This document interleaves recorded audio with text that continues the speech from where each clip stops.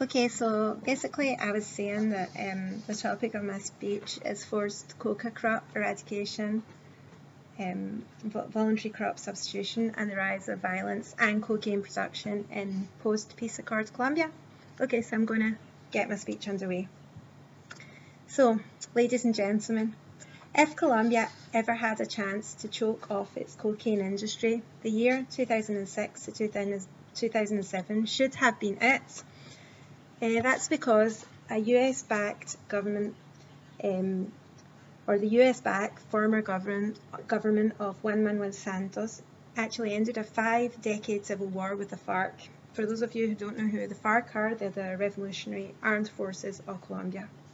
And so after this peace accord, the ensuing peace agreement, which was actually signed in November 2016, promised new economic opportunities for poor coca production dependent villages through something called the PNIS.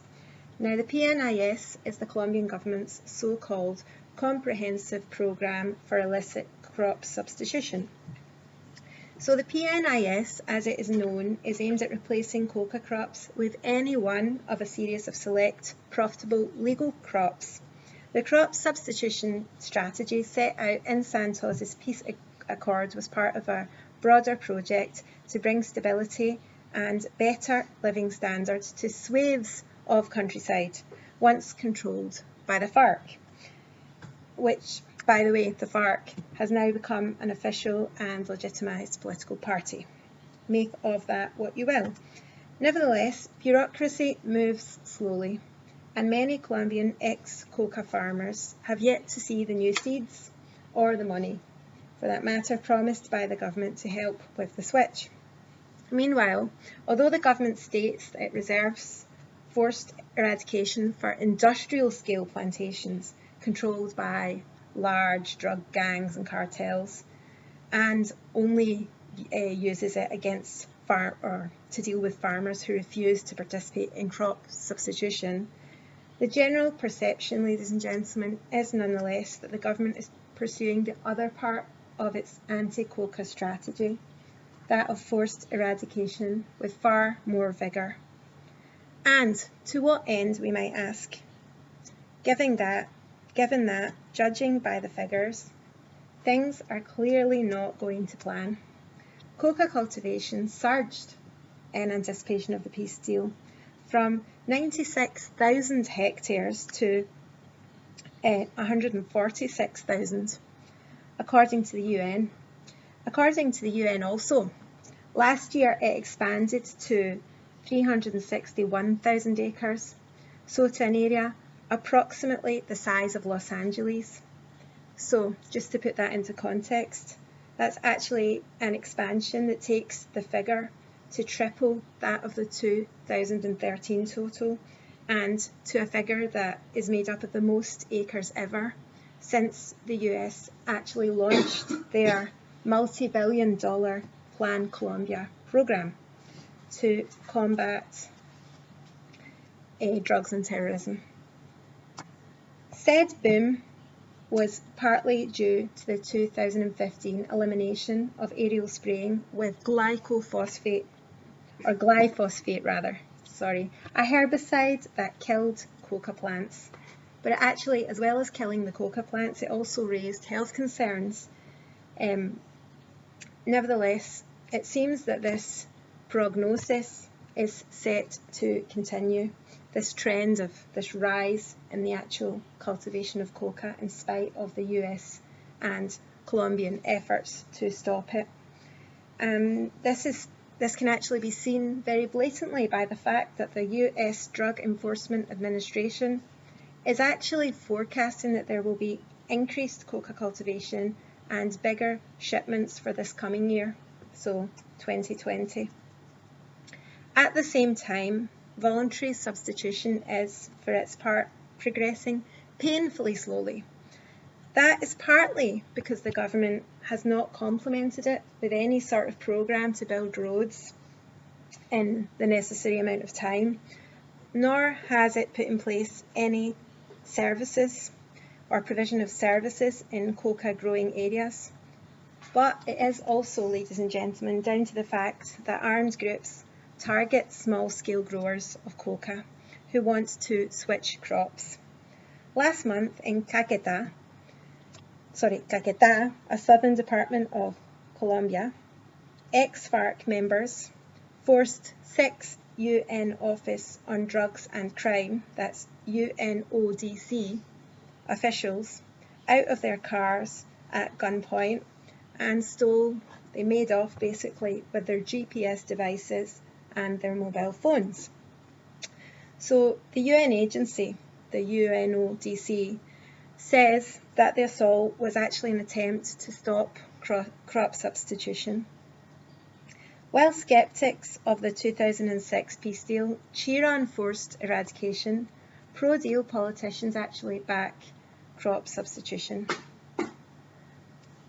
Rafael Pardo, the Colombian government's post-conflict High Commissioner, thinks peace is unsustainable unless the government solves the coca problem.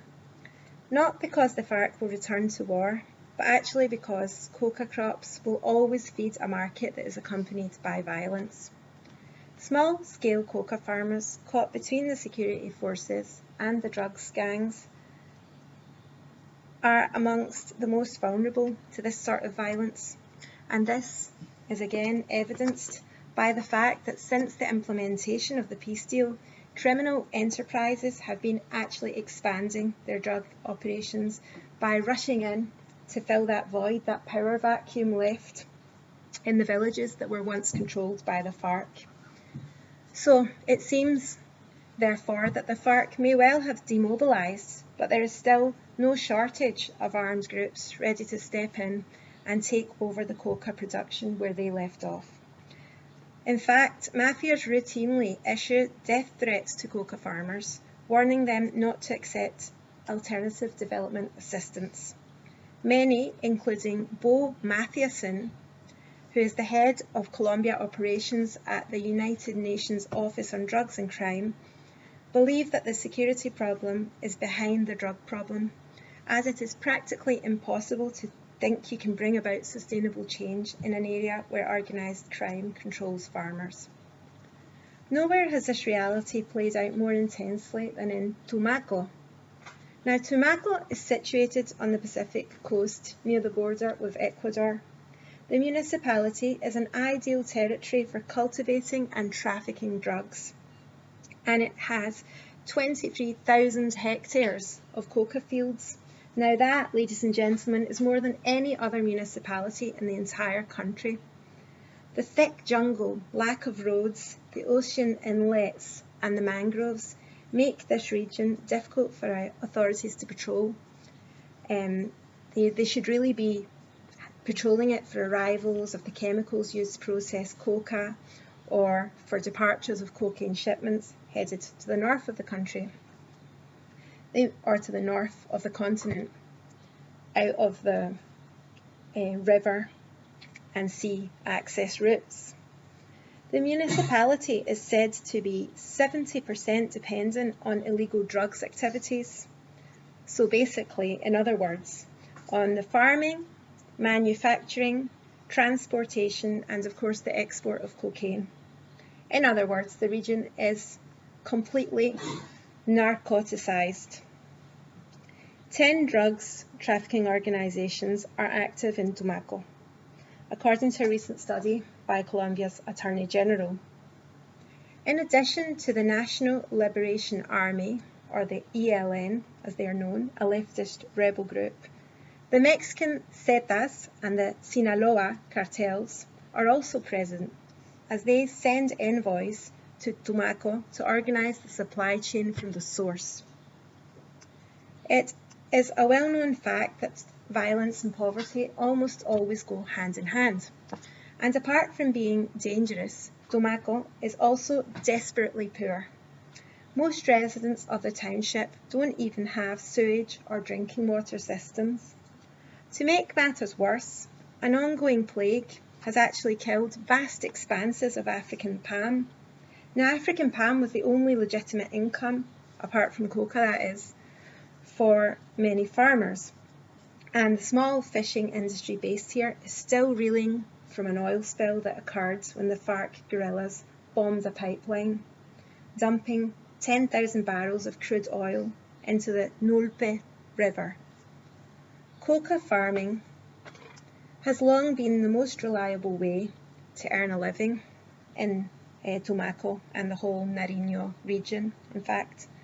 And most of the coca farmers, or cocaleros as they are known, in Tumaco are actually from other parts of Colombia. That's what you'll find when you start talking to them.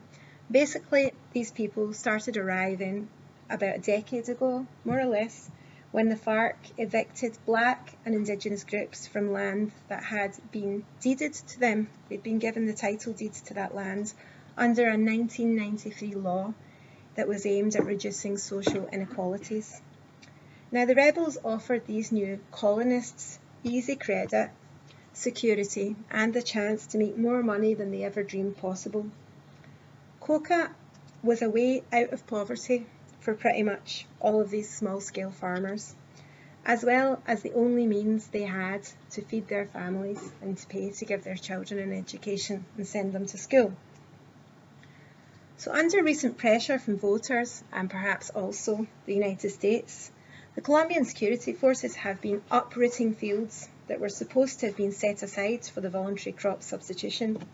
So as you can imagine, this has not gone down well, and it has in turn led to serious tensions between the authorities and coca growers, and, as you might well imagine, to outbreaks of violence. At least 4 cocaleros have been killed this year alone in 20 clashes with police.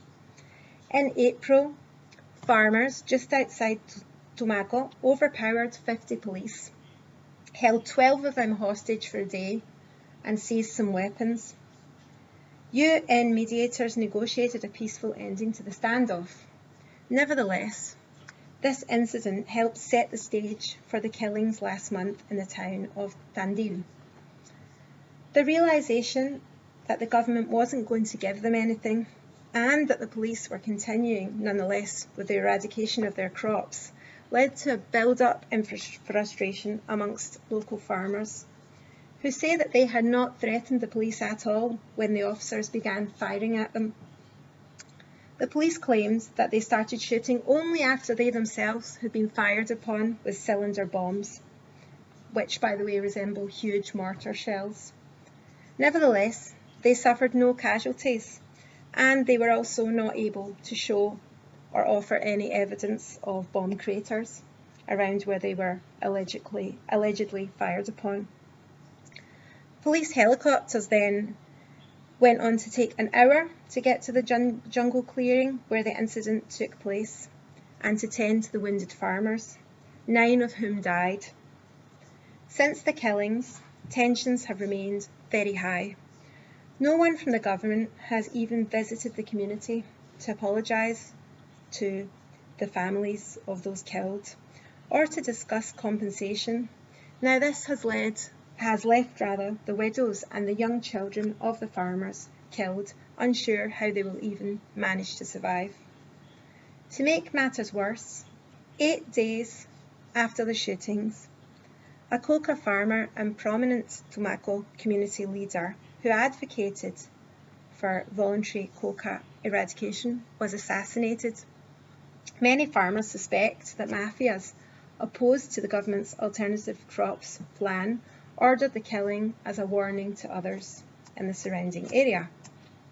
Such disputes are obviously not supposed to happen.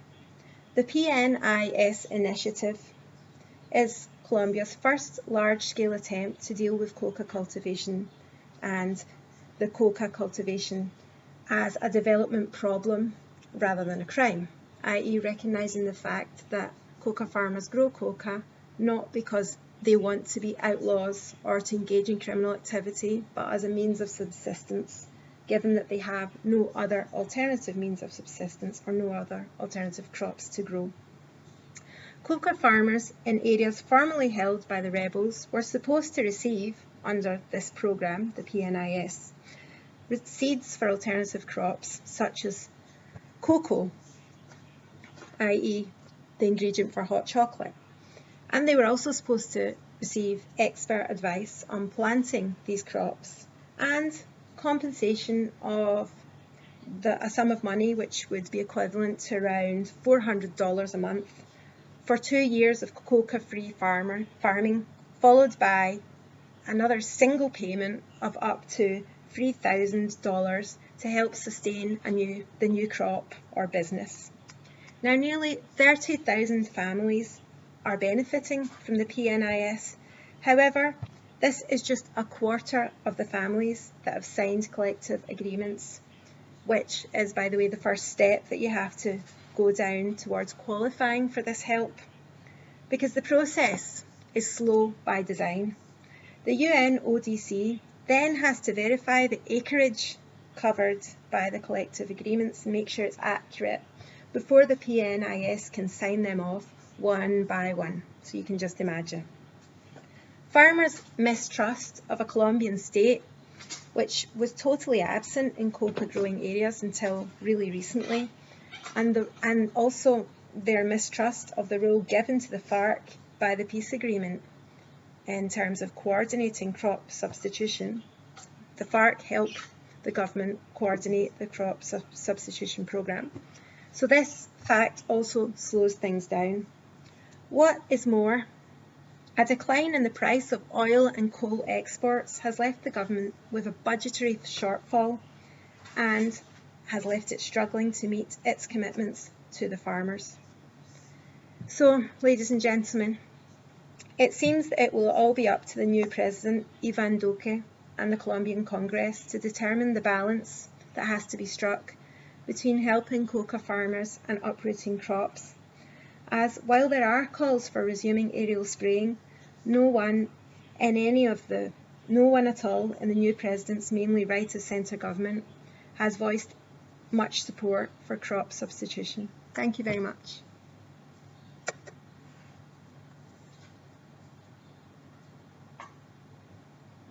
Was it really hard? Was it really hard? Was it really hard?